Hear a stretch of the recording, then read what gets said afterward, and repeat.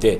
Comment un tel établissement hospitalier peut arriver à ce genre de bassesse, parce qu'une vie est sacrée et une vie humaine, c'est pas comme si on avait affaire à un chaton, ou on avait affaire peut-être à un cabri. Donc c'est un être humain qui vient sur terre, qui pourrait être demain une grande personnalité de ce pays.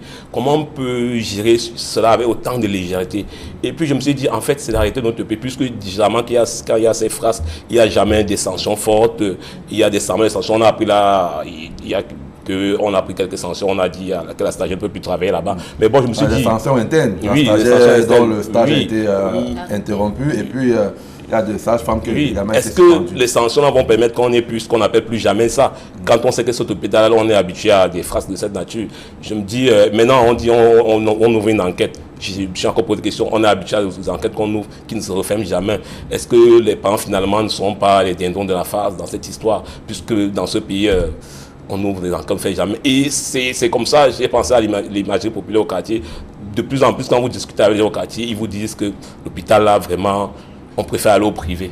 Donc, les gens ont peur d'aller dans l'hôpital public parce qu'on estime qu'il y a de la légèreté. Et ce n'est pas une bonne image pour le Cameroun parce que on a quand même une image à défendre. On ne peut pas avoir des citoyens qui craignent d'aller dans leurs hôpitaux publics. Ça, c'est pas sérieux. Mais naturellement, puisque nous n'avons rien fait pour développer notre tissu industriel, notamment sur le plan technologique, parce que l'industrie, c'est d'abord la technologie. Quand vous n'avez pas la technologie, c'est clair que vous aurez des produits qui ne peuvent pas entrer en compétitivité avec celui ou bien ceux des pays avancés comme l'Union européenne ou bien les pays d'Asie qui saturent nos marchés avec leurs produits actuellement.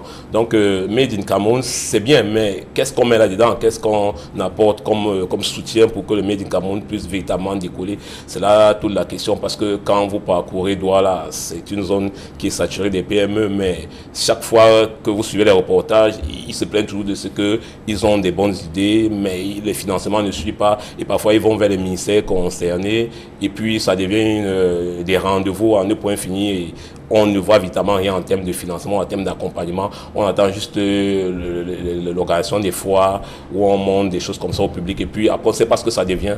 Et puis le Made in Cameroun, vous voyez parfois certains produits, ça vous intéresse, mais parfois le prix est tel que vous hésitez d'acheter parce que vous vous rendez compte que ce qui vient d'ailleurs, c'est mieux fait, c'est mieux structuré et ça coûte moins cher. Et vous y allez. Et du coup, on comprend que le Made in Cameroun a du plomb dans l'aile.